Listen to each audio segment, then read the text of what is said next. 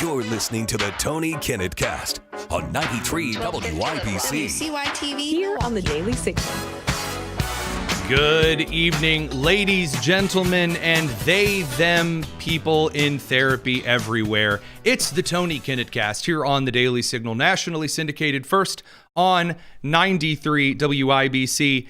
And producer Allison, I am excited because I am going to use the very fateful Fox News alert button because that is how big and how breaking the news is. So if you will kindly allow me to, we have breaking news here on the Tony Kinnett Cast. The Supreme Court of the United States has officially sided with Governor Greg Abbott and the Texas government after its redistricting push and legislation had been momentarily held up by an appeals court after Democrats like Al Green, you know Representative Al Green of Houston, the man of dastardly deeds undone, said that the Texas redistricting plan was very, very racist. Don't take it from me. Here's very sane and not at all losing it, Al Green.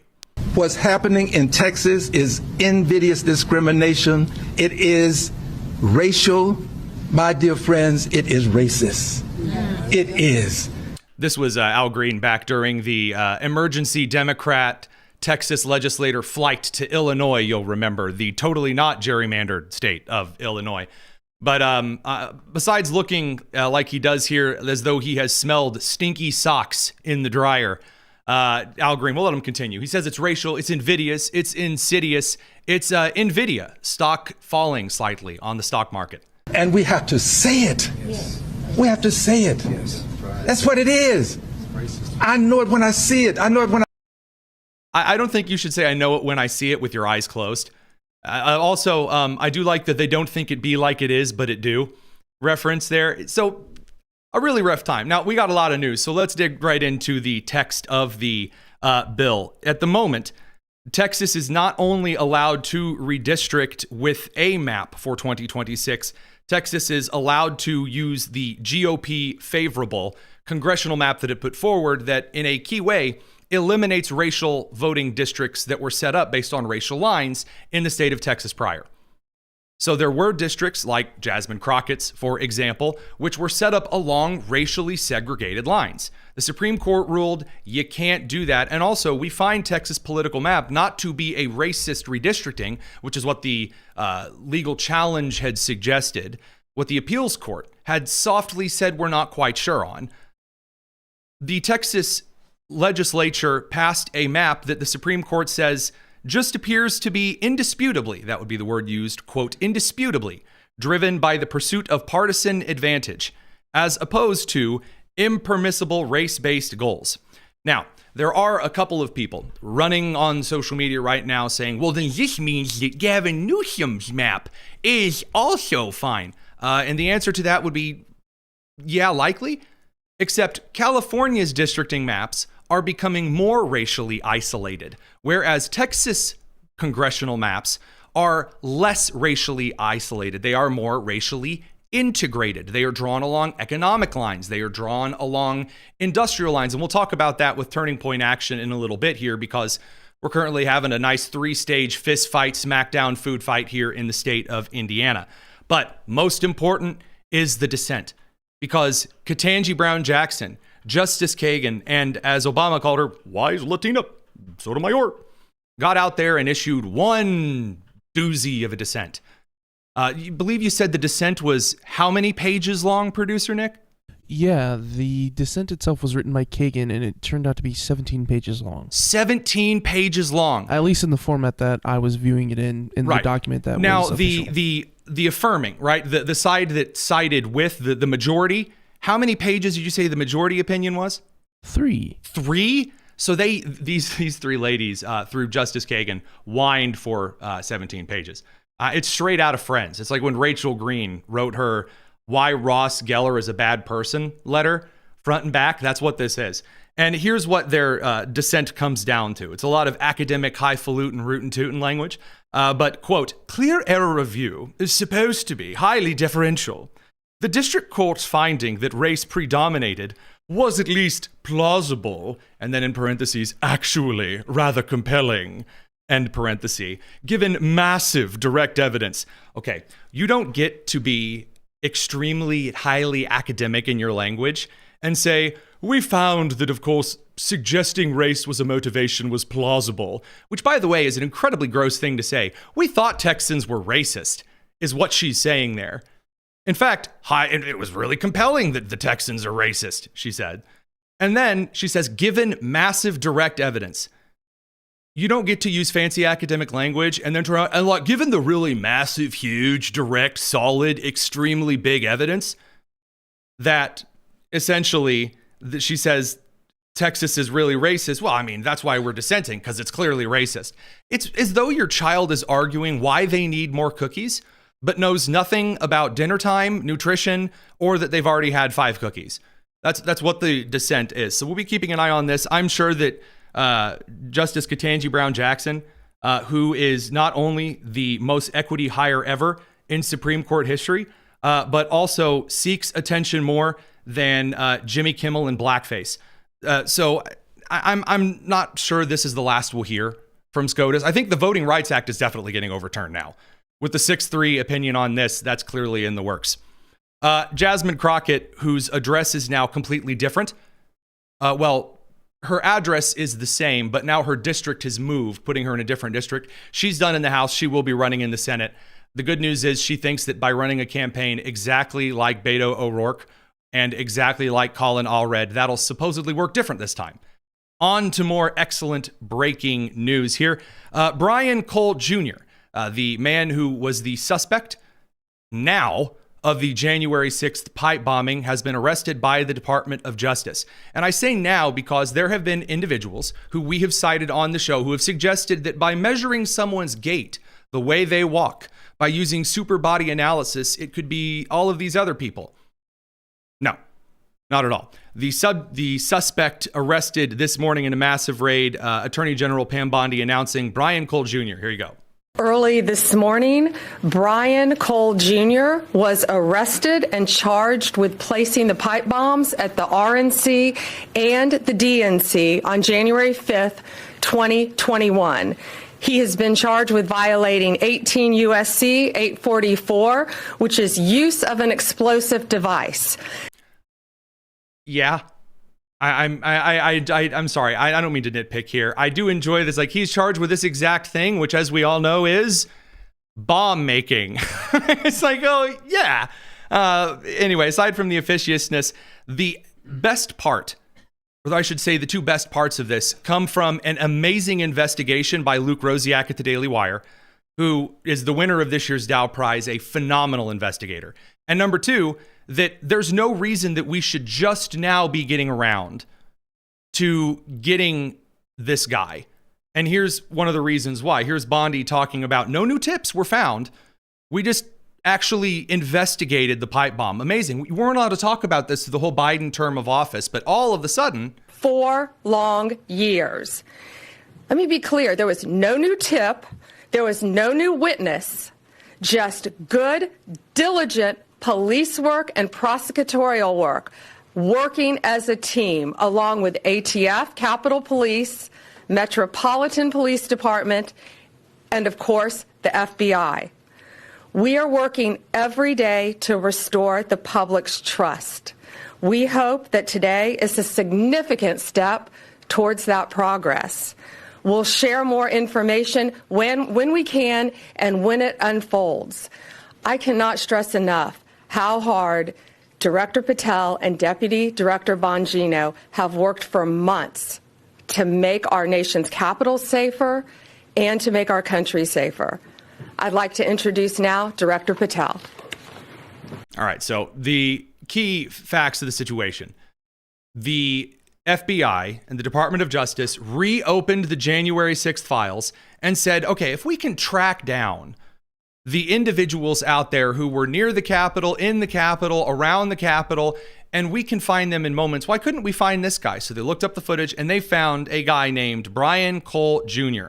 This is where Luke Rosiak's excellent investigatory skills come into play here. But we got to get to this over on the live stream. Sorry, we're running a little short. Got to keep up those FCC rules. Radio crew will send you to commercial, and we're going to continue over on the live stream. It's the Tony Kinnett Cast. All right, let's talk a little bit about this Brian Cole character. According to Luke Rosiak over at the Daily Wire, this individual worked for a bail bonds company run by his father that worked to free illegal immigrants from ICE facilities during the first Trump term and sued the Trump administration's Department of Homeland Security. Weeks before, this is according to Luke Rosiak at the Daily Wire, 30-year-old Cole Jr. allegedly planted pipe bombs at the headquarters of the Democrat and Republican parties on January 6, 2021. A court ruled against his father's company in its lawsuit attacking the Trump administration on immigration issues. Later in 2021, the company then held a press conference bemoaning anti-black racism with some left-wing attorney. Cole Sr. and Benjamin Crump, who represented the family of Trayvon Martin, attempted to sic the Biden DOJ on a local Tennessee prosecutor who had raised questions about this bail bond company. So this guy, like his father, according to this excellent investigatory work by Luke Rosiak, had worked to sue the Trump administration for the prosecution of illegal immigrants. And then when they were smacked down, this dude went planting pipe bombs. Man, I'm shocked. I'm astounded why we didn't find anything out about this guy for 4 years. Now, there have been Democrats, one or two, I can't find the particular clip in question. We'll find it later. One of the Democrat representatives or senators has come forward and said, man, this is really shoddy. Why haven't we found this guy before? Who the heck was in office the last 4 years? It's a question a lot of Americans have because the president was often too dead to answer questions. Very quickly. Well, not only that, January of this year, CNN put out an article where they themselves confirmed that there was 1,570 people where cases or prosecutions were brought against them for the Capitol riot. So it's not like that they weren't busy at all. Yeah. They just weren't busy trying to find this guy. It's very suspicious. You would think a pipe bomb, by the way, that Kamala Harris apparently came within feet of. Within feet of and was almost assassinated. You think they would have actually put a little effort into that. Let's find all the old grannies that were in the crowd because, they're contributing to a riot. But the guy who's planting bombs, leave him alone. All right, but first, a little something on crypto.com. Look, I personally was not a huge fan of crypto for a long time. I was more of a silver and ammunition kind of guy. But let's be clear, cryptocurrency, it's no longer emerging, it's here. And this latest move cements that reality in the biggest way yet. The Trump Media Group just inked a massive $6.4 billion deal with Crypto.com, the world's top crypto platform. They're teaming up to scoop up $6.4 billion in CRO. That's the powerhouse token that fuels fast, low-fee DeFi, staking rewards, and real-world perks like cashback on your spends to launch America's first CRO treasury. When it's done, this new company will be the biggest CRO holder out there. So if you want in on the action, head over to crypto.com, CRYPTO.com today and grab some CRO. Quote, let's make crypto great again, end quote. All right, so aside from that particular information on the Brian Cole situation, Jack Smith, good old Jack Smith of the Arctic Frost investigatory fame, he's getting subpoenaed too. And he's getting subpoenaed to the House Oversight Committee. James Comer is pulling him in because there's a lot of suspicious stuff coming out of the court regarding James Boasberg, the D.C. District Court judge who approved a lot of wiretapping, location tracking, and other illicit and spurious stuff. And that is going to result in some pretty interesting hearings because James Boasberg just refused to testify in front of a hearing. So we're going to get to that in just a second. Don't go anywhere. We have a very packed show tonight. It's the Tony Kinnett Cast here on the Daily Signal. Got to pick up the radio crew from commercial.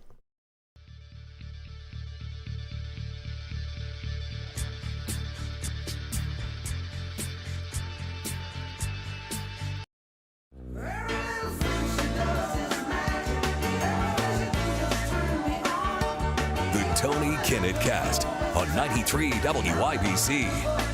All right, kids, let's talk a little bit about the beauty of James Boasberg, the DC District Court judge, after refusing to testify before Congress over Arctic frost investigation stuff. According to a Fox Digital report, there who got their hands on it first, Robert Conrad Jr., the DC District Court's Administrative Office Director, has provided an explanation on behalf of Boasberg to the Senate Judiciary Committee Chairman Chuck Grassley, essentially saying, I'm not joking, we didn't know when we were signing the order for the wiretapping and the location tracking that they were U.S. senators. I thought it was a different Ted Cruz.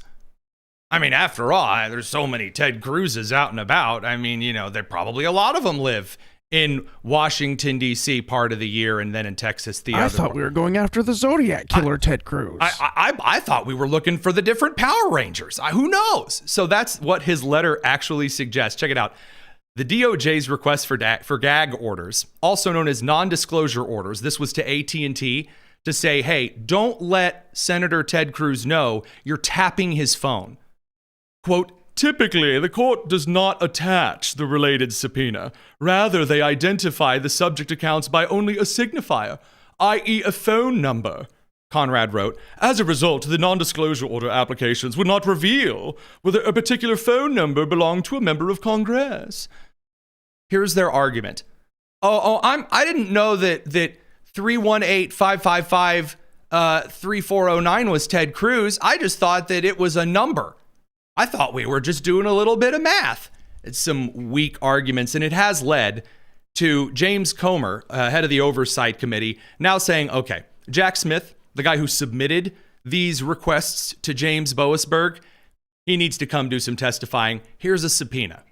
No, he will definitely be under oath, obligated to tell the truth. He can assert privileges, but yes, he will be under oath, and we'll be asking him questions, all kinds of questions. Now, we've already deposed some of his deputies, Mr. Wyndham, Mr. Bratt, Mr. Cooney, some of the key people who were involved with Arctic frost investigation, and then that was merged with the special counsel investigation that he led. So we've already talked to them. We're continuing to get information, but 2 weeks from today, we will be deposing Mr. Smith, and he will be under oath, obligated to answer questions truthfully.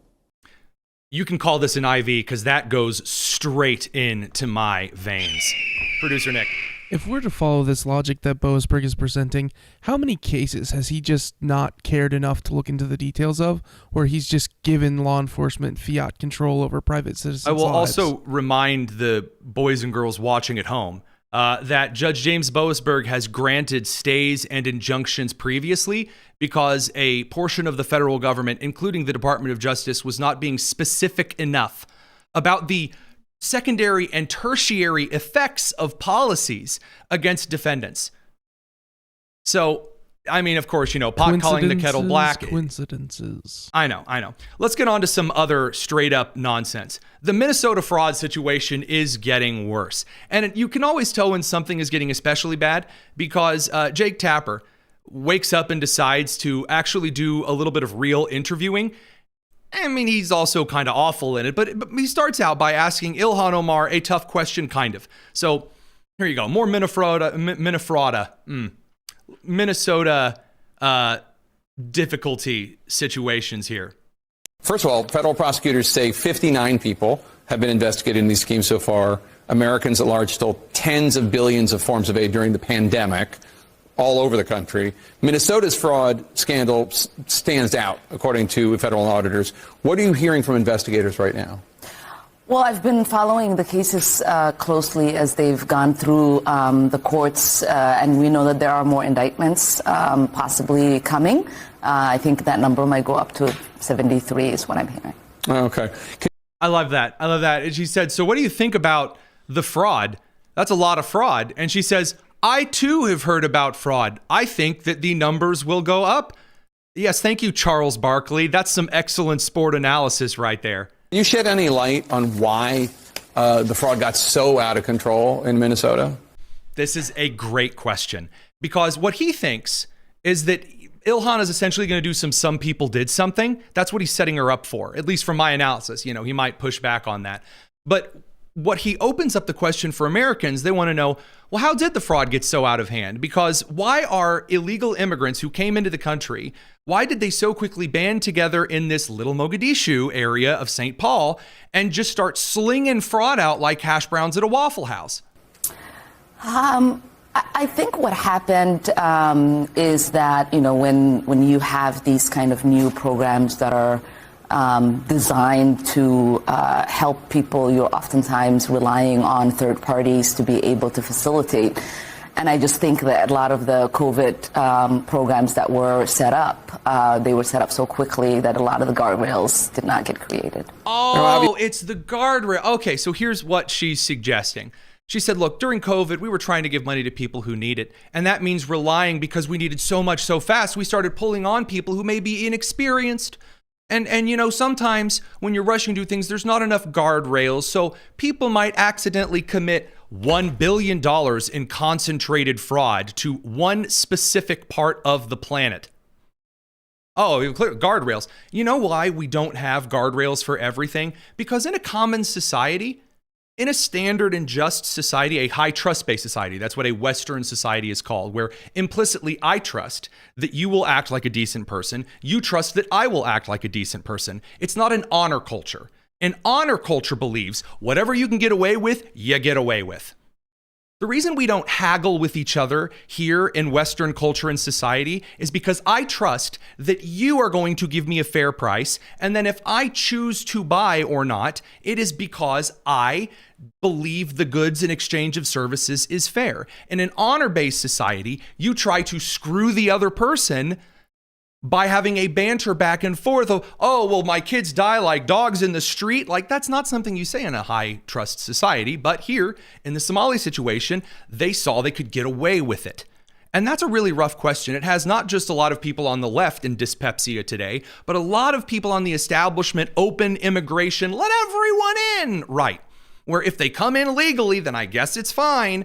Because when you start asking questions about Somalian culture, you start running into some problems. And once you start running into problems that seem to be unique to some of these third world countries, well, then by golly, by gosh, it turns out that you find some objective details about some cultures that are better than others.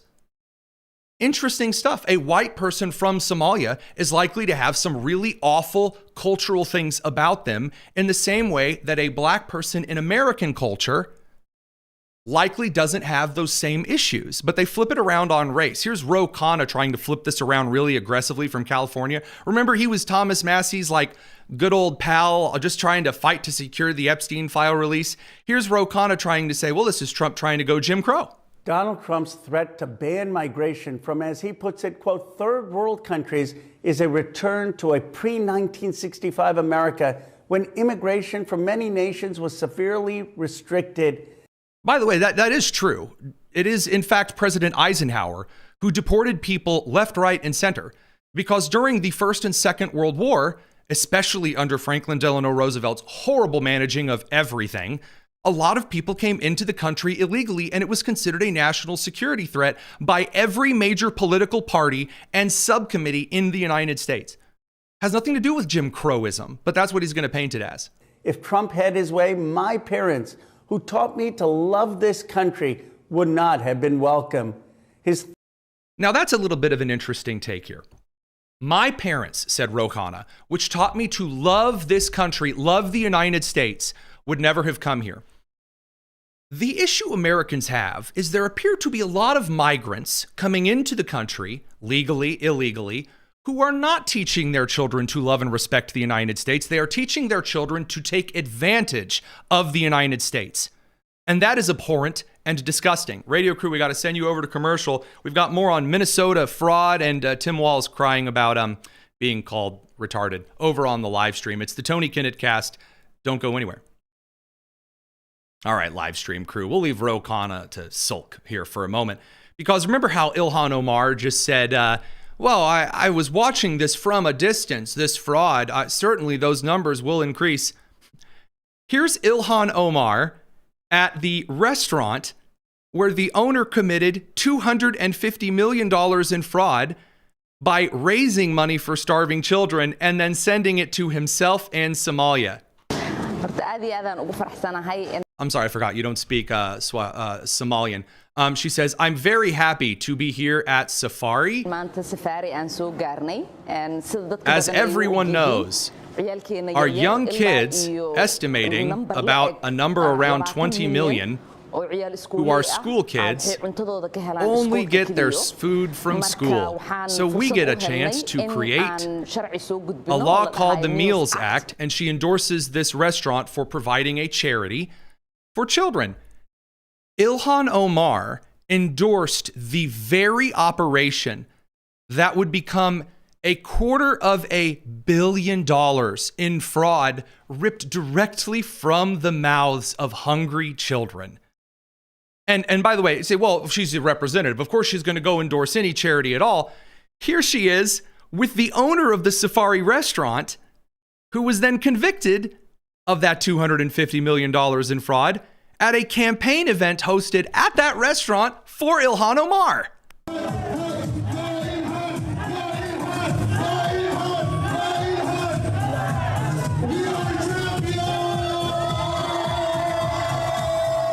Oh, amazing. I don't see any children eating anywhere in that video. Just the pockets getting lined. I would like to hear if the amount of money that he gave to the Ilhan Omar campaign increased or decreased after his suspected fraudulent activities increased. I'm interested in hearing some things about this, because all of the crying and the weeping, immigrants, they built this country. Pramila Jayapal, she's back, and she says, the only people who are worth anything are people from East Africa and South America, probably. Pramila, go.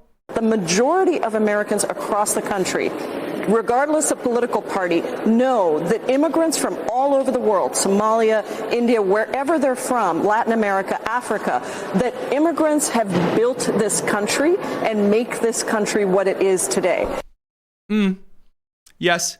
Except no. This is the issue that I have with the whole immigrants issue. First of all, there are more than one kind of immigrant. The idea that immigrant is something that is applied to a person's soul as some kind of virtue, it's the same thing the left does with money. If you are poor, you are virtuous. If you have money, you are evil. If you have this skin tone, you are awful. If you have this skin tone, you are virtuous. If you have power, you're evil. If you're an oppressed class, you are virtuous. If you're an immigrant, you must be an oppressed, wonderful, sweet, kind, and loving person. Again, when you start looking at someone was complaining today on the conservative side of the aisle why this is being called the Somali migrant issue. And it's because that's the common denominator. No one's saying it's the African migrant fraud. No one's saying it's black migrant fraud. No one's saying it's Muslim migrant fraud. They're saying it is Somali migrant fraud. The money was stolen by migrants from Somalia and was then shipped back to Somalia. That's the common denominator. Now, in the meantime, as we get ready to shift back on from the commercial side of things, I'm just going to say from now on we're calling it Somalia. So we're all aware. Somalia. All right, we're going to bring the radio crew back from commercial. Don't go anywhere. It's the Tony Kinnett Cast.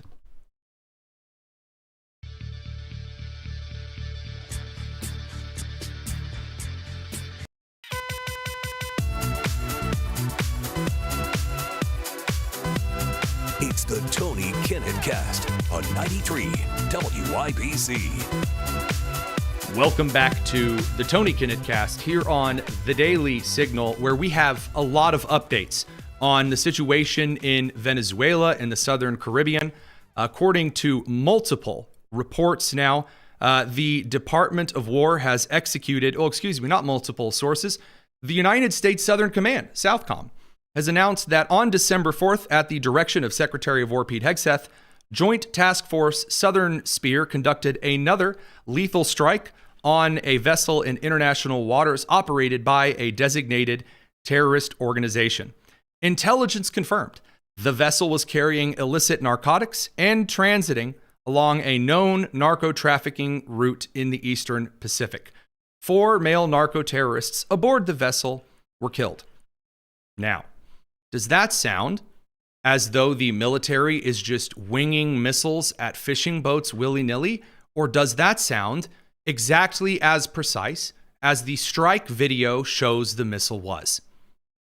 Because there are people right now who are bending over backwards and then trying to crawl out their own behinds again to make up silly nonsense. The war crimes narrative didn't pan out.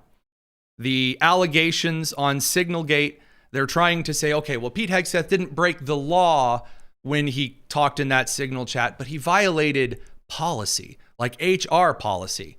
Yeah, sure, he's the boss, but he violated HR policy. Here's Chuckles Schumer, the wise minority leader of the Senate, saying this in the aftermath of a hearing today. On Signalgate. Today, a Pentagon watchdog will release a new report on Signalgate, finding that Secretary Hegseth put the lives of American troops at risk. I've read the report. He did not. They didn't say that he put the lives of American troops at risk either. But monotone, sleepy time Chuckles Schumer really wants you to be deeply concerned. That's why he's reading it as though he's beatboxing at a funeral. By sharing sensitive operational information on a group chat in a flagrant disregard of security proposals, Secretary Hegseth has put the lives of American troops at risk. He goes on like that for another 2.5 minutes. Slit my wrists. Meanwhile, the New York Times is now suing the Department of War over their new press policy. By the way, their press policy, which is that you're not allowed free roaming, free reign around the Pentagon. You're not allowed to look in people's offices and take photos. You have to show ID at all times. And then also, if you have classified information in your report, you have to check it with the Pentagon before you release it, because of that very thing that Chuck Schumer just claimed to be deeply concerned about. So the Secretary of War was able to set aside some time for Tim Parlatore, one of the press policies drafters, to actually sit down with our president, Rob Bluey, today and talk about this policy and this weird lawsuit from the New York Times that, by the way, it has about as much chance as a snowball in the Caribbean. It is wonderful to be in a room with so many different media outlets and diverse voices and individual influencers who have massive followings. At the same time, there have been a number of news organizations that have decided to, as what Kingsley Wilson says, self-deport from this room. What are your thoughts on how that has played out? And are you hopeful that maybe they will come to realize that it's better to be inside the building here, have the opportunity to ask the questions, and agree to the terms of the policy that the Secretary set out? Sure. I was involved in helping to draft that policy and change it. And I think that one of the problems that we had was that people locked on to certain ideas and certain interpretations without really understanding what the policy actually meant. And we really did a lot of hard work to make sure that the policy was completely fair, that it was completely legal, that it respected the First Amendment, but balanced those concerns with also the security concerns of the department. What would you say the biggest myth or myths are about the current policy that you'd like to correct and set the record straight on? Sure. There's two things. Okay. One is this idea of the pre-publication review. Okay. As you know, nothing that you write or that you publish has to be passed through the Pentagon, for approval. That's just false. The other one is this issue of solicitation, that a journalist who receives unsolicited classified information, you are protected by the First Amendment to publish that. Our request was that if you do receive classified information before you publish it, can you please go talk to the press office to discuss it? Because there are certain circumstances where if you publish it right now, it's going to put lives in danger. You're still legally allowed to do it under the First Amendment. But while you're legally allowed to do it, you have the right to do it. You don't have the right to come back in the building. I'd say that's pretty darn fair.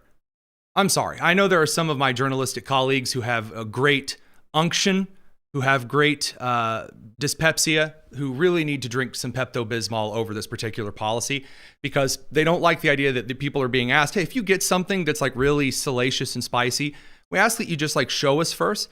Because again, the amount of intelligent, highly classified material that we have in our possession as a country is so enormous that leaking selective parts that, again, our services rely on the intelligence services from all around the United States, the Five Eyes, greater NATO infrastructure, keeps our troops safe. It keeps them operating at maximum efficiency and lethality.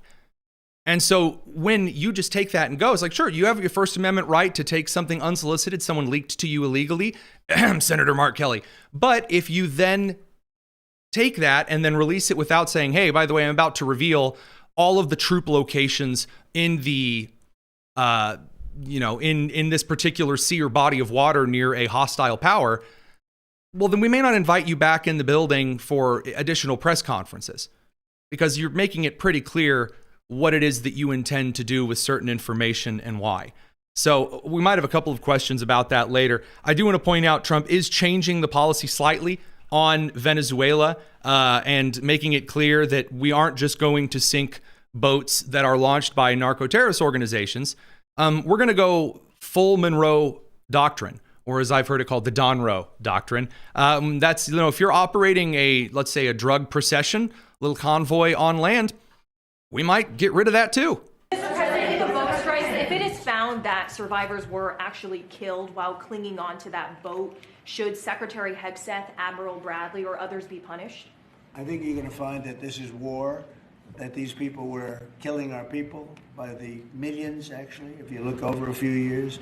I think last year we lost close to 300,000 people were killed. That's not mentioning all the families. Have you seen what happens with the families of not only the people killed, the people that are trying to get their son or their daughter off of this poison that they've been fed? I think you're going to find that there's a very receptive ear to doing exactly what they're doing, taking out those boats. And very soon we're going to start doing it on land too, because we know every route, we know every house, we know where they manufacture this crap, we know where they put it all together. And I think you're going to see it very soon on land also. Yeah, please. Good. Again, if our intelligence services know where the stuff, the fentanyl that is killing millions of Americans, the other various drugs and paraphernalia that are killing Americans by the pile are being manufactured, why do these countries get to continue to benefit economically in a manner that is directly harming the citizens of the United States? Not to mention while they're trafficking children and women.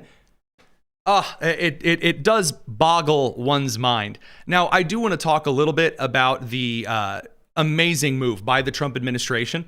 Amazing move by the Trump administration in rolling back the CAFE, the CAFE, the CAFE, Biden fuel economy nonsense.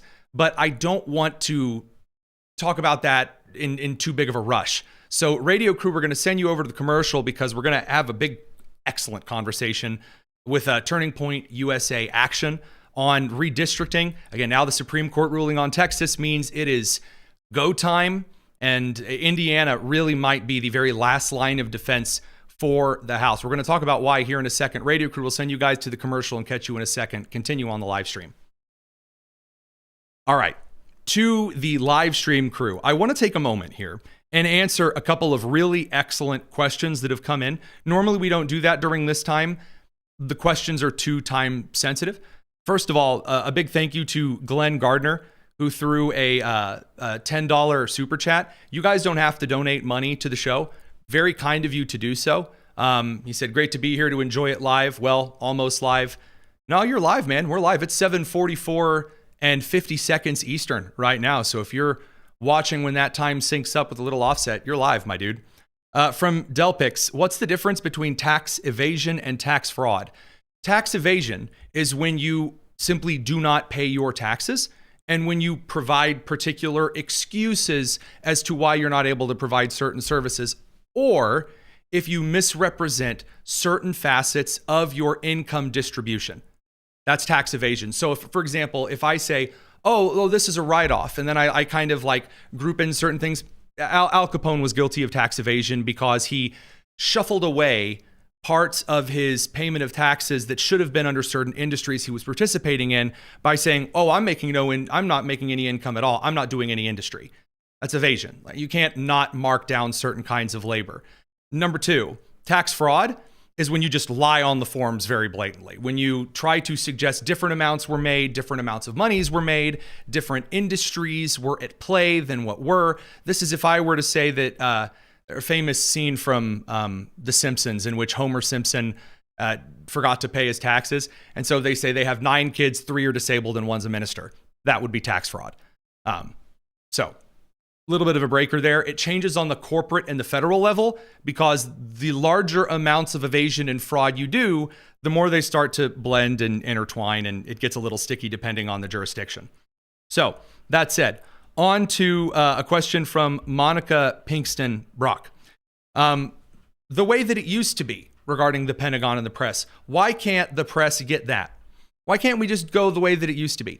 Because the members of the press have consistently leaked secrets of the national security infrastructure that keeps Americans safe, especially our troops in active operational areas safe.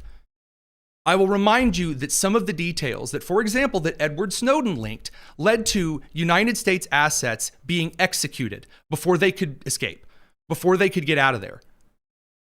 And what the Pentagon is saying is, look, if you want to go out there and release sensitive stuff, that's your right as an American. Now, Snowden's a different case and situation for some of this stuff, but if you're an American journalist, you're at CNN, you're the Washington Post, you want to leak stuff, sure. But if you don't at least give us a chance to make sure no Americans, especially those who are currently serving in the civil or federal military capacity, you don't give us a chance to at least make sure they're safe or reshuffle some things, well, then we're not going to invite you back and give you full access to everything. Because you don't give a damn whether Americans live or die. That is why it can't just go back to the way that it was. And I think that's fair, to be honest with you. I believe we're about ready to come back from the radio commercial break and have a great conversation. Turning Point USA Action, the Indiana redistricting stuff, it's going to be good. Don't go anywhere. Long show tonight, good stuff. It's the Tony Kinnett Cast here on the Daily Signal.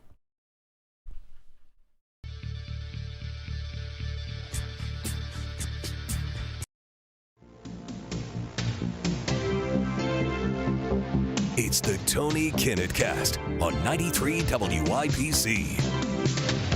Welcome back to the Tony Kinnett Cast here on the Daily Signal, nationally syndicated first on 93 WIBC. We have something that not a lot of shows have. Incredible energy and up-to-date news that's not written by 11:30 a.m. But today, we have something that a lot of other shows do usually have. In-studio guests, that's right, no Zoom today. We have the one, the only, Brett Galaszewski. That's right, a Polish man himself. From Turning Point Action, their enterprise director, because all eyes are on the Hoosier State, not for Coach Sig's phenomenal coaching, but because we are in the middle of a redistricting fist fight that has got the whole nation up in arms. Brett, thanks for stopping by. Thanks, Tony. It's great to be here in what's basically now the center of the political universe. Which is weird because I remember when I worked in Governor Walker's office, because you're from Wisconsin, that when we were duking it out with the unions and right to work policy, that was when Wisconsin was the center of everything, and I was being spit on by a very rude man from Honduras. But that's another tale for another time. Give me a different perspective here. I'm obviously the Hoosier who's right in the middle of this major congressional redistricting, gerrymandering argument from Illinois to California, now here in Indiana. What is the national take on why this matters at all from someone who didn't grow up here in the Hoosier State? Yeah, simply put, all eyes are on Indiana right now because Indiana is truly the last line of defense right now in putting us in the best possible position to retain the House of Representatives. Why do you say the last line of defense? Because someone could say, well, what about Texas and Florida? Why is Indiana the last line here? Because of the flare signal that this could send to the rest of the movement. Which is? That we as conservatives are not going to lay down and die. And when the left goes hard in the paint and states that they have liberal controlled everything in, the right is going to do the same thing. And a state like Indiana really epitomizes what a conservative state looks like. It's about as red as any other, Wyoming, Alabama, any other top 5 conservative state that comes to mind. There's no reason we shouldn't have a 9-0 congressional map. I don't want to kind of skip ahead here, but that's what's on the table here. And Indiana has that ability to really rewrite history. Now, I'm not going to be the guy that gets out there and says that according to a couple of private group chats, I'm the guy that says, 9-0 or it's gotta go or whatever. That was the rhyme that I came up with. Actually, I think it was 9-0 or your mom's a hoe. But that's, again, moving aside from my quips and things that are going to get us emails. I really don't understand why we have to have Marion County. That's the county that is at the center of the state. That's Indianapolis downtown. That's that county. Producer Nick, while I'm saying this magically, if you could just throw up that county highlighted on the screen there. This is an area that has traditionally had its own little special congressional district and therefore got Andre Carson, who is human trash. I want to make that clear. This is one of the only 5 people in the country who I will openly call human debris. Andre Carson is one of those. I've talked to him personally. He is a horrible human being. And by the way, just for the record, also uses more anti-Asian slurs than anyone I've ever met in my entire life. Again, just a little flavoring here. Why does Indianapolis or Marion County get a special district and no one considers any other district in the state like they consider Marion? Yeah, I mean, I was just telling somebody this who was in opposition to the 9-0 maps. Because there are a few people, well, let's not be hasty kind of people. Correct. And kind of the main, adversarial phrase that I've been hearing is, 2 wrongs don't make a right. California went hard in the paint and removed 5 Republican seats. Hey, we shouldn't do that in Indiana. 2 wrong. What is it? Sesame Street? Elmo says 2 wrongs don't make a right. Get out of here. Right. Thank you. Right. It's a head scratcher to me. And we can obviously talk about what I think that this is masking a much larger issue. But for a lot of the policy wonks, the question I have for them is, do you firmly believe that the 7-2 map as it stands right now is fair? Is a fair representation, is what's best for Indiana? Because what I see are 2 dots over the 2 areas of Indiana that have the largest minority population. You're essentially redlining. Now, we'll get to the redlining in a second, because this is, look, for conservatives, this is low-hanging fruit. And we can get to the red meat here, because it's a very simple argument that, I don't think a racially segregated district in the center of the state, and to a slightly lesser extent, just to be fair, a racially segregated district up in the northwestern part of the state, the region, the armpit of the state. Sorry, future Congresswoman Green. That kind of comes with the territory. I don't really like that area. But alas, the thing that always annoyed me in our current map is that here in the eastern central portion of the state, and Kyle Mattern, who is a good friend of the show from Turning Point proper, he's grinning right now because he knows how I feel about this. The Indiana 6th Congressional District is stupid. That's not the word I want to use, but to be FCC and station compliant, that's what I'll say at the moment.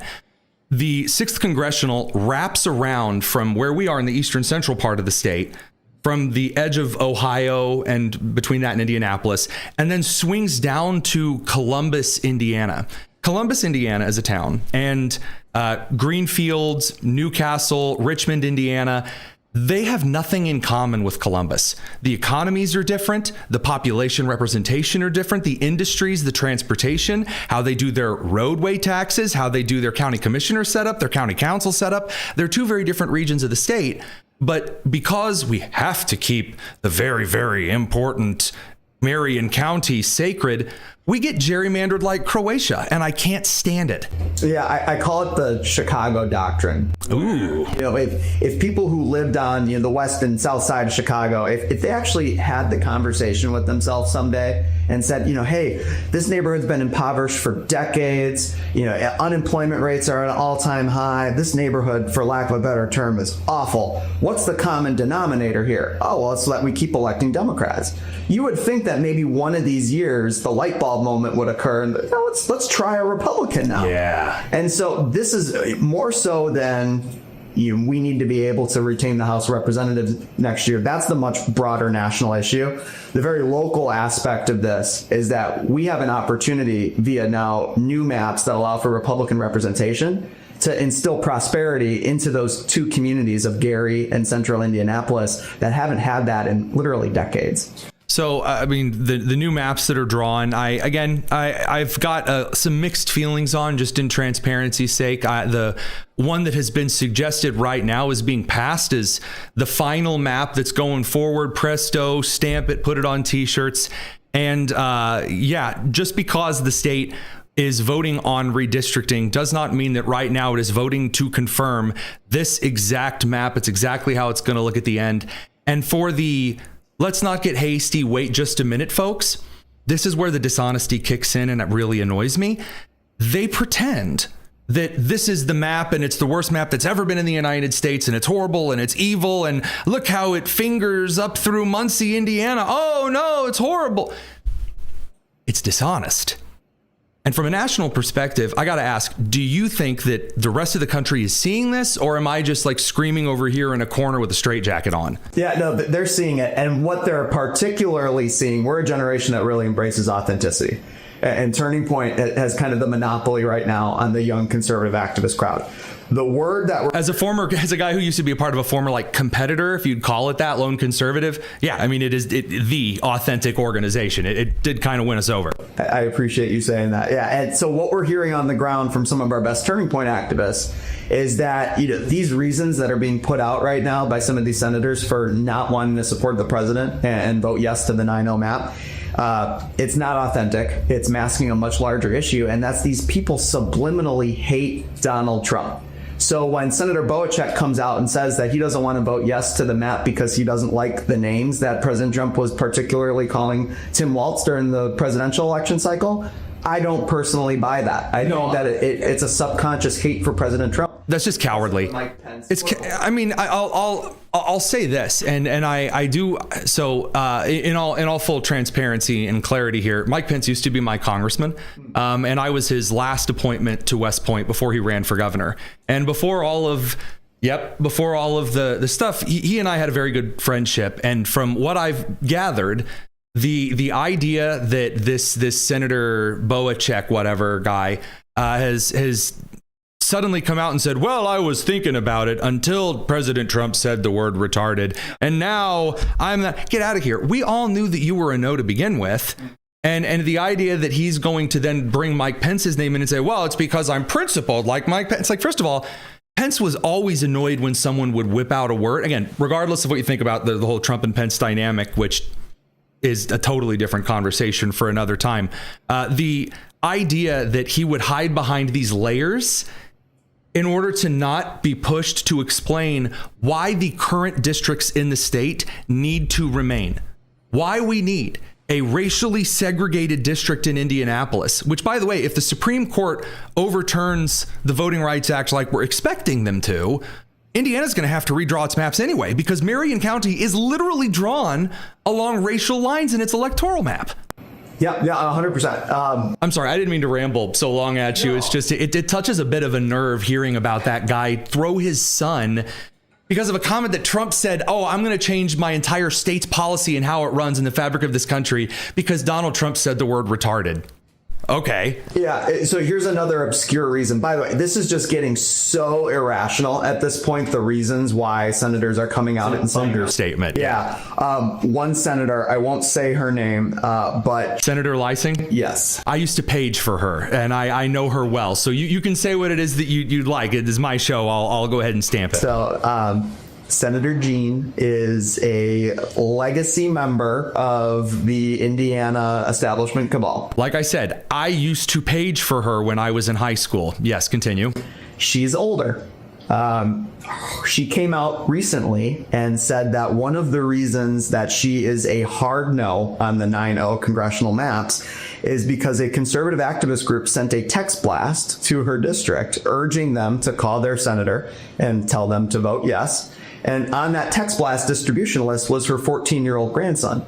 She is going around with a straight face. Who's a very nice young man, by the way. I happen to know him. He's a very nice guy. And I've heard this story from a couple of different angles. Yes. She doesn't know how text blasts work. She thinks that this conservative activist group only targeted her 14-year-old grandson. Yeah. And she's going around with a straight face telling people that and telling them that that's the reason she's voting no to the map. Bring the camera into me right now. Look at me. Look at me in the face. Zoom in on my shiny forehead because I'm not wearing show makeup yet. Text blasting works like this. There's a big book of numbers. Yes, a big book of numbers. All right. Like you're teaching a foreign enemy alien race from Mars how Earth counting works. Big book of numbers. You highlight, you drag the mouse across, you highlight about 30,000 of them in an area and you text them. You know it. I know it because around election season, it's hell. You are bothered every ding dong dang day. We were talking about me being in Wisconsin. I'm still getting text blasts from Wisconsin. I haven't lived. It's like they're trying to get me to vote like a Democrat in Chicago. I'm not even in the place anymore. Leising's wrong there. Leising was going to vote no anyway, though. She was. Why are you making up reasons for this? And again, this is something that's annoyed me because she should know, as the state senator in an area that her district has changed in the last couple of years, she had a lot of adjustments to make when her district totally warbled and womped out to some completely different region.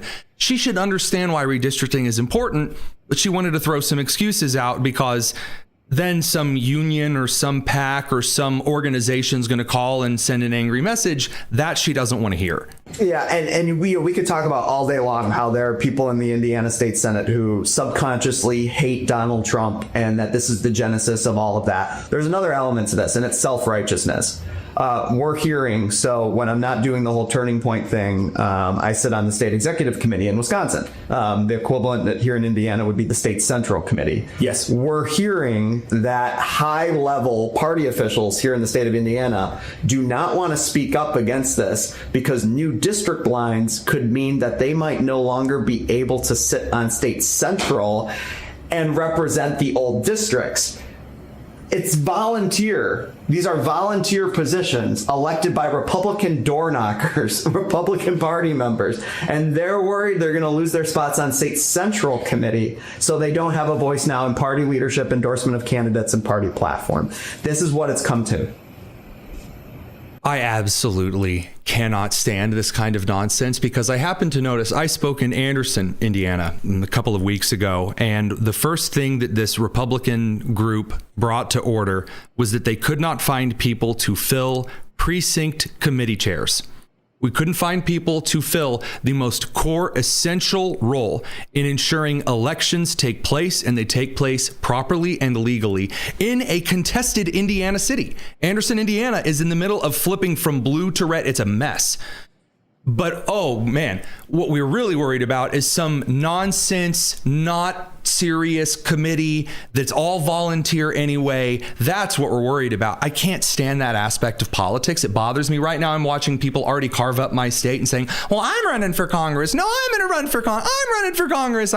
As someone who was asked to run for Congress in the 6th, thank God I didn't.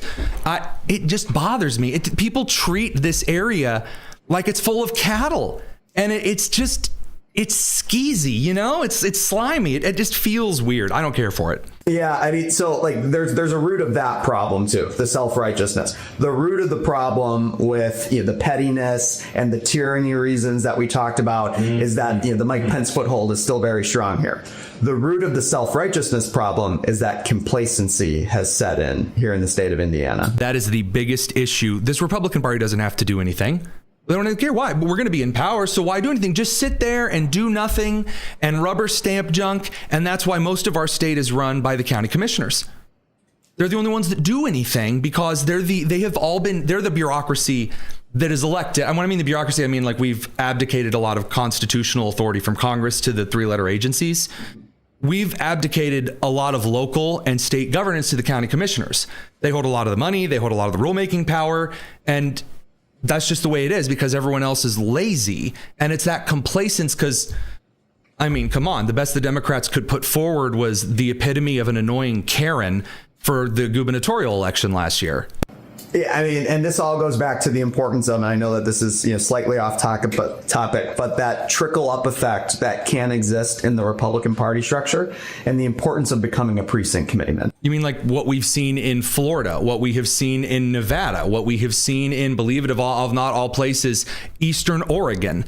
Those kinds of trickle up effects where people say, you know what, I'm going to get in this for the long haul. I'm done doing quick sprints and like last minute donations.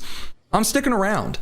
Yeah, I mean, at this point, it's safe to say that, I'm probably thinking somewhere in the ballpark of half of the precinct slots that exist here in Indiana are actually full. So you have a party that at best is operating at half strength. I'm glad that we've struck the same nerve chord here. People don't realize precinct committeeman sounds, about as sexy as stepping in dog crap. But I mean, it really is something that is deeply important to the state, but there's no glamour. Oh, I'm a precinct comedian. I mean, it's not, or you might as well be a precinct comedian. It doesn't matter. I mean, people think, well, who cares? If you care about the structure, if you care about getting things done, if you care about growing a generation, that's got to be full. Events like this, and like the sequence of everything that's led to now the final couple days of redistricting, further reiterate to me that the most important position in politics is a precinct committeeman.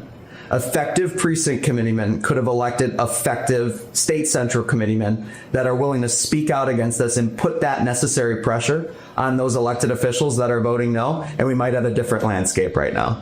And the reason that we're talking about this, because even though I'm here in Indiana, this is a national show. So of all of the shows that started out at WIBC, I am the only one that really tries to focus mostly outside of the loop of 465 around Indianapolis. I like the rest of the country because a Hoosier's perspective, or the middle of the country, the average American's perspective on what's going on, kind of matters. And so when we say that precinct committeemen, when we say that getting involved and staying involved, when we say that redistricting and actually getting out of this complacency matters for every state, every single precinct in the entire country, that's why we're talking about this. What's happening in Indiana right now should be a focused conversation of every Republican Party in every state in this entire country.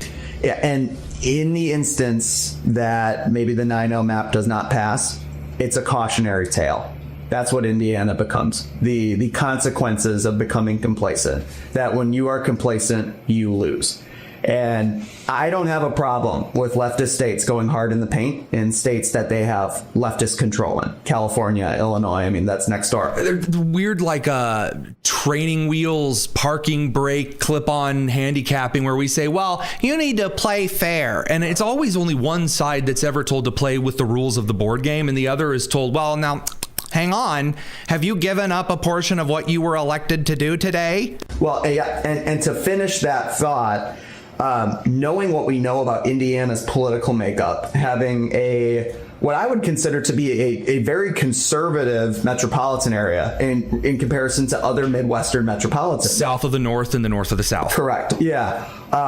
We have an opportunity to really slam dunk here, get that 9-0 map, stop whatever socialist train is coming in our tracks. Oh, and by the way, through all of this, Gavin Newsom looks like a hero to the left because he rewrites history, takes away 5 Republican seats in California. It has a chain reaction on a hard red state like Indiana. And this time next year, we're wondering why Trump is getting impeached. This is what Indiana right now is setting the country up for, and it's not good. I can already see what next year will look like if we lose the House because of Indiana. RFK is going to be sitting in meetings about whether or not he should be in his position. Trump is going to be tied up in impeachment hearings. AOC, Ilhan Omar, they're going to have power again. Why on earth would we do that? And why is Indiana, of all states, the conservative stranglehold of the Midwest, the reason that this could happen? That is precisely the question. And why, when you, again, stop by, this is what I wanted to talk about. I know we could have talked about a ton of different things on your way through the Midwest. You guys have a lot of stuff going on, obviously, at Turning Point and Turning Point Action. But if we don't take a look at what individual states are doing to, again, Congress is a national body. Congressional districts are part of a national body. It's a national game. It's not, well, what are you doing in this district for the local? No, it is representing a district on a national level. If you don't learn that lesson here, if we don't learn that lesson here, it's going to be a disastrous 10, 15, 20 years for the Republican Party and the nation as a whole. Yeah, and that's the message that we're hoping to send. So the reason why I'm here in the Hoosier State is because we're holding our first ever Turning Point Action event at the Indiana State House tomorrow, December 5th. We're hoping that we can send that final message to those Republican state senators that the Republican grassroots, the ones who have knocked doors until their knuckles have bled to make sure that we've had that 40-10 majority on the state Senate, they don't want this. They want the 9-0 map. They don't want you to lay down and die. They don't want this to have national implications that'll affect our ability to compete in 2028. And more so than that, the Republican base, the ones who donate time and treasure to come out and vote these people in, They don't want that either. They want President Trump's redistricting effort. And so that's what we're hoping to send tomorrow. It's at noon. We have Governor Braun there. We have Lieutenant Governor Micah Beckwith, who I know is a friend of everyone here. And we're hoping we can send that signal we need to. We want you guys there, the listeners. Please show up at the State House tomorrow. Send that message. We need you. Brett Galaszewski, thank you very much for stopping by, joining us a little bit on this. Again, Enterprise Director for Turning Point Action. We'll be back in a minute. Don't go anywhere. It's the Tony Kinnett Cast here on The Daily Signal. And I was joking. We're not going anywhere. We're not going to be back in a second. We're back right now. So buckle up, boys and girls. We've got some of the best power-packed bonus tonus you've seen since our last excellent power-packed bonus section of the show. You mean last night? That's right. Last night's excellent bonus tonus. Well, tonight we've got, I'm serious. I'm excited about this. The Trump administration... Thank you very much for that. The Trump administration has done something that I have wanted more than anything else. More than I've wanted school choice, more than I've wanted cartels to be bombed, more than I've wanted Nancy Pelosi shoved into a catapult outside. Okay, well, maybe not that one. More than I've wanted many things. The Trump administration, with Congress in tow, Senator Ted Cruz has worked tirelessly on this, has finally defeated the reason cars and trucks suck so bad. Ask any mechanic, ask any man in the trades, ask anyone in the automotive manufacturing or selling industry, and they will tell you the reason that your car is made out of cheap aluminum and plastic and it doesn't work and it's full of all of this complex, useless garbage crap is because of these environmental standards. The very, very first scene of King of the Hill, that's right. The very first scene of King of the Hill has Dale, and he's saying it's this pollution control from the government. And Hank Hill's, Dale, what are you talking about? And the very first scene points out a common gripe with rural Americans. And the King of the Hill makes the wrong assertion, by the way, which is that when the Obama administration strolled on through, it was on the heels of this Al Gore pollution control nonsense that was going to shove down your throats all of this ideological stupidity, pretending we're saving the environment by making your engines and every other part of your vehicles, whether they be small lawnmowers or whether they be large trucks, a hellish nightmare with all kinds of taxation. He's finally kicking this in the slats. Well done. Incredible. The president, ladies and gentlemen. Today, my administration has taken historic action to lower costs for American consumers, protect American auto jobs, and make buying a car much more affordable for countless American families and also safer. We're officially terminating Joe Biden's ridiculously burdensome, horrible, actually, CAFE standards that imposed expensive restrictions and all sorts of problems, gave all sorts of problems to automakers. And we're not only talking about here, we're talking about outside of our country. You guys don't understand. He is reading this because it is a very particular set of policies. Yes, I've pulled out the Trump hat and I've put it on. It is a huge, crucial deal. So much of the American economy and you personally have been screwed over not just the 50 mile per gallon goal that the Green New Deal and the Democrats set up, that Obama had us questing after, but also now we have a Republican Party that isn't getting stopped by John McCain in a last-minute vote in the Senate. We are actually getting a bunch of these nonsensical fuel policies and the stupid chicken tax rule that has kept me, Tony Kinnett, from owning the best pickup truck ever invented, the Toyota Hilux. I'm so freaking excited that no longer will the only American-made Toyota Hiluxes be heading to Afghanistan for the Taliban or to the cartels down south of the border. And not to me if I pay a ridiculous chicken tax, but they will be made here in the United States. I'll let the president continue. It's freaking huge. Because nobody could do it. Nobody wanted to do it, and it was ridiculous, very expensive. It put tremendous upward pressure on car prices, combined with the insane electric vehicle mandate. Biden's burdensome regulations helped cause the price of cars to soar more than 25%. And in one case, they went up 18% in 1 year. Today, we're taking one more step to kill the Green New scam as part of the greatest scam, probably, well, other than Russia, and a few others I could name. The greatest scam in American history, the Green New Scam, and it's a quest to end the gasoline-powered car. This is what they wanted to do, even though we have more gasoline than any other country by far. So essentially, as though many of you need reminding, sorry, the lighting's not exactly right. I don't think I've ever actually pulled out the MAGA hat on the show.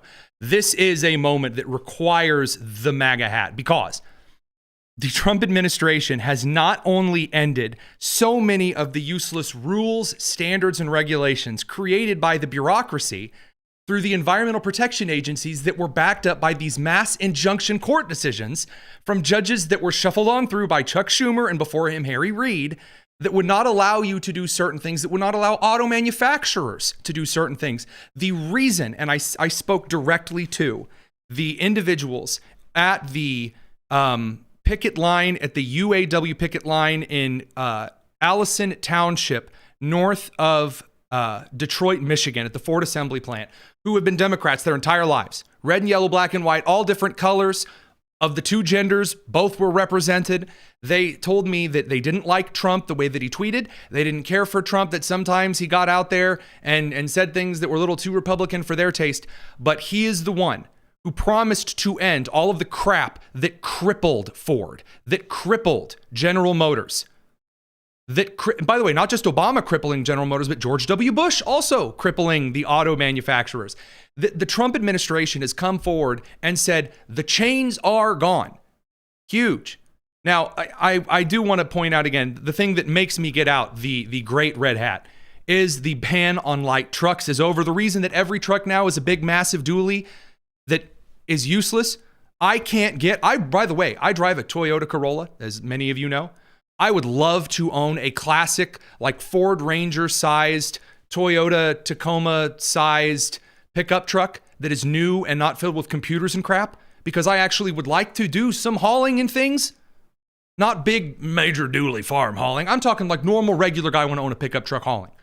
I want a Toyota Hilux, dang it. Well, the day is finally here. God bless America. Here you go, ladies and gentlemen. The end of all the bullcrap. President. If you go to Japan, where I just left, and if you go to South Korea and Malaysia and other countries, they have a very small car, sort of like the Beetle used to be with the Volkswagen. They're very small. They're really cute. And I said, how would that do in this country? And everyone seems to think good, but you're not allowed to build them. The key truck. We've actually talked about importing a key truck before. A lot of guys have. It's actually kind of a meme that's become real life, a trend with a lot of the youths out there. A key truck, you've seen them on the road. They're just their bigger versions. They are the truck that is all cab in the front. They're usually white, boxy. You don't have a thing here. There's a smaller, like between, if you took a forklift and, like a small delivery truck and they had children, that would be the key truck. Again, it's a small kind of pickup truck. You couldn't make them here because Barack Obama thought, well, they probably have emissions. We can't have that. Quick, slap a tax on it. It's not allowed. Also, my wife's a man. And I've authorized the secretary to immediately approve the production of those cars. So you'll be able to buy, they really are, they're actually, some of them are really beautiful, actually. If you take a look, Honda, some of the Japanese companies do a beautiful job. But we're not allowed to make them in this country. And I think you're going to do very well with those cars. So we're going to approve those cars. Would you like to say something about that? Well, no, just that he never stops working, so even when he's on Asian time, he's calling me at midnight. By the way, this is really funny. This is now the third secretary this week that has pointed out, because I guess Trump, dozed off for a second in the cabinet meeting. Trump routinely calls all of his cabinet members at 2 a.m., and Elizabeth Mitchell, our White House correspondent, has confirmed to me repeatedly that when she's on Air Force One, he doesn't sleep. He will waltz into the room that like the reporters are sitting and sleeping in and just be like, who wants a Big Mac? I'm in the mood for a Big Mac. I mean, it's just, the man really is getting the most out of this second term. Go ahead. You have something? Yeah. The last time that there was questions about Trump's liveliness, reporters came out on his behalf and mentioned that, whenever he's traveling on Air Force One and they might be on it with him, he walks around and tries to find any reporters that are dozing off so he can make fun of them. Now, there's one other thing that he does here, because the other two, the Stellantis CEO and the Stellantis, yeah, sorry. And the Ford CEO also do step up and say some good things, but they don't mention this. The other thing that I'm particularly pleased about as a conservative is that here in Indiana, and I understand this is a national show. I know we just had a segment in which we talked about some redistricting situations here locally. One of the reasons that I have despised governors like Gavin Newsom is that there was federal funding set aside that allowed California to get around all of the special taxes and rules that you and I never could get around.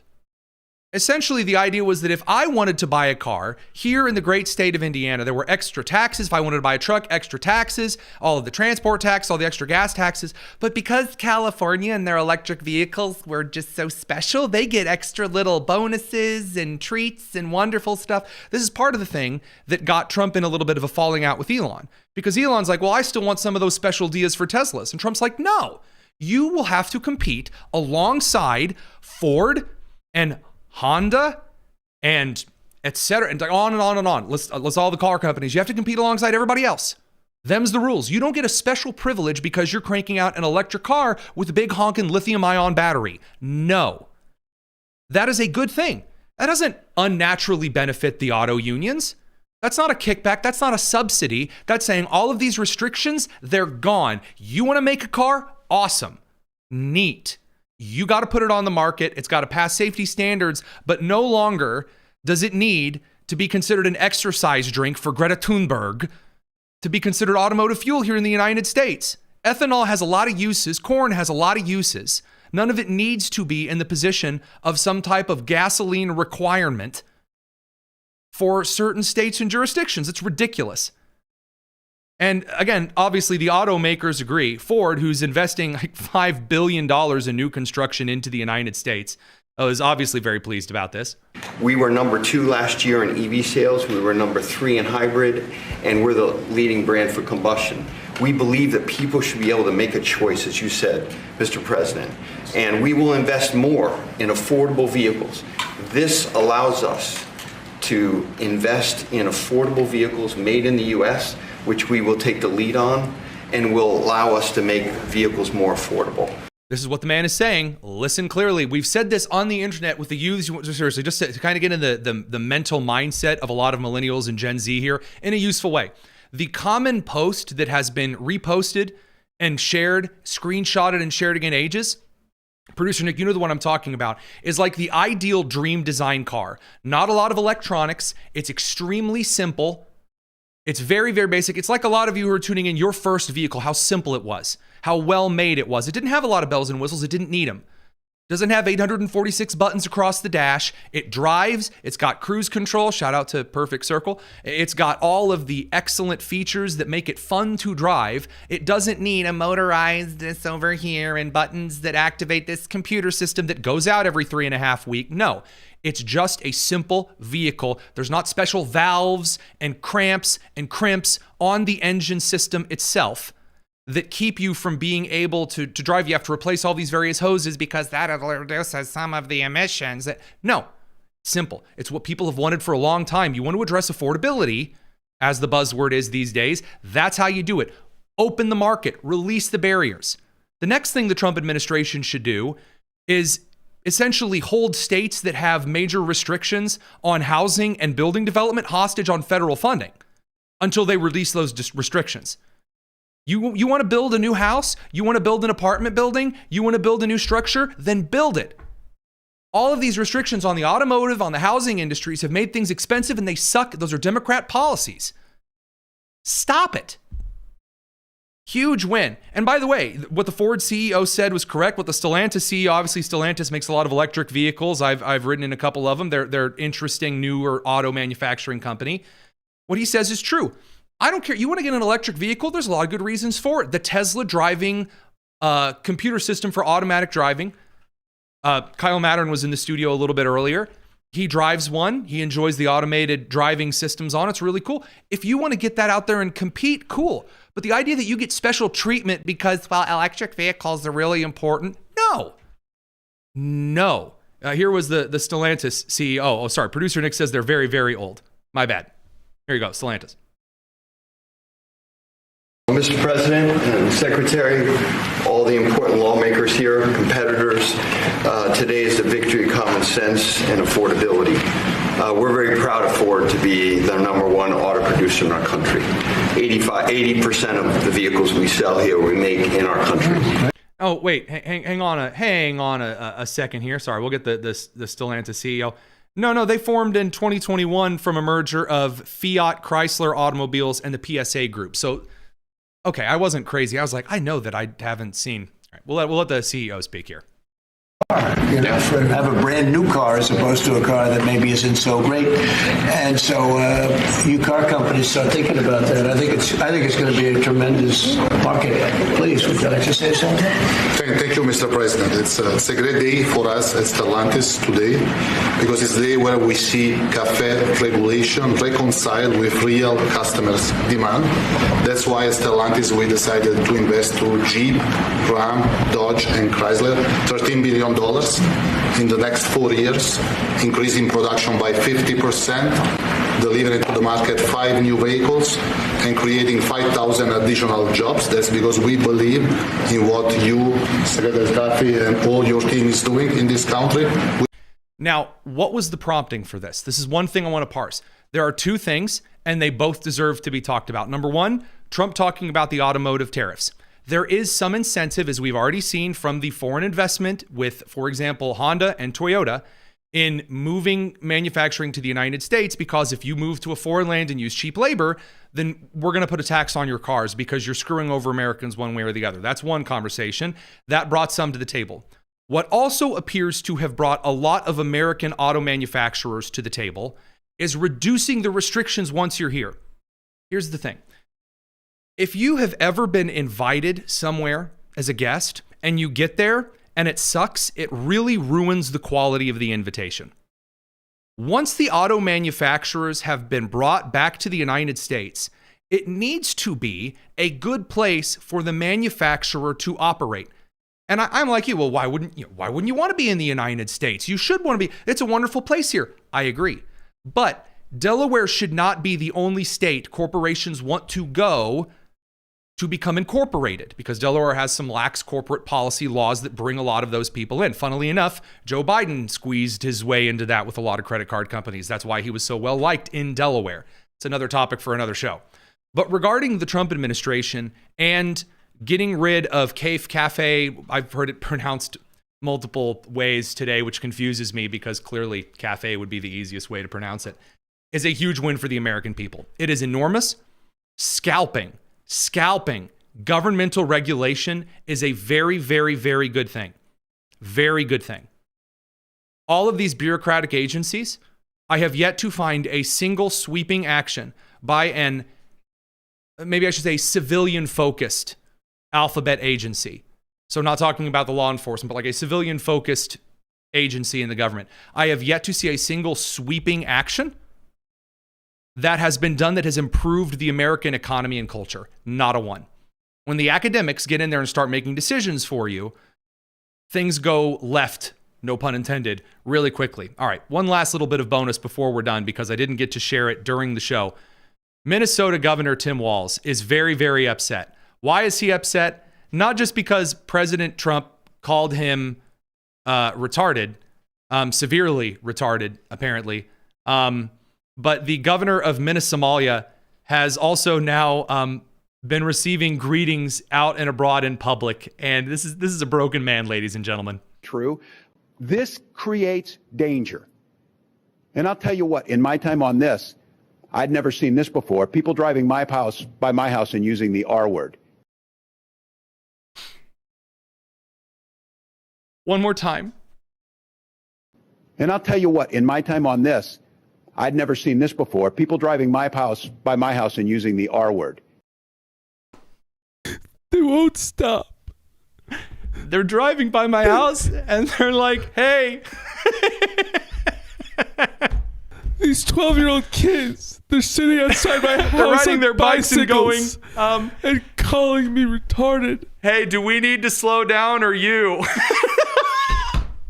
I told them they need to wear their helmets and offered mine, but they wouldn't take it. I love it. I'm sorry. The way in which some of these politicos are completely obliterated by common insults that, never really went away, but went away very briefly, that were all of the enjoyable rage. Sorry, the pearl clutching, I don't buy. I guess one more time for me. It's just so enjoyable. Never seen this before. People driving by my house and using the R word in front of people. This in front of others. He's sitting there with his family and they're like, "Hey, Tim." is shameful. And I have yet to see a Republican elected official say, "You're right, that's shameful." Are you kidding me? I mean, first of all, there are a couple of Republicans that have definitely come out and made a big deal, a big hoopla. But also, coming from the man who refused to condemn. The worst thing you can say that Republicans are doing to you outside of your home is yelling that you're retarded. That's what you have to complain about? I'd say you lead a pretty charmed life. I mean, how many different politicians, political pundits on the right would just beg for that to happen? I'm sorry. I'm really, really enjoying every little bit of this. Every little bit of it. It's just fantastic. I'll let him continue here. He should not say it. So look, I'm worried. We know how these things go. They start with taunts. They turn. Oh, here we go. They came for the retards, and I said nothing because I wasn't retarded. Here, but nowhere else, huh? I love this so much. Yeah. Well, first of all, they called me retarded. What are they going to do next? Download illegal movies? Steal from candy stores? Take away my apple juice? I'm mad. They start with taunts. They turn to violence. So. Says the man who has called half of the country violent Nazis, the man who sent the National Guard down different streets in Minnesota to make sure people were locked inside their homes during COVID. Deeply concerned. Deeply concerned. Boy, you're deeply something. But for more on that, you'll have to listen to the passersby at the Tim Walz residence. Oh, I love it. I love it so much. It's so funny. Oh, it's good times. All right, so that stuff said, we hope here from the Tony Kinnett Cast crew that you have a wonderful evening. We'll see you here tomorrow, 7 p.m. Eastern, same great time, same great place. It is the Tony Kinnett Cast here on the Daily Signal, nationally syndicated and first on 93 WIBC. Take care.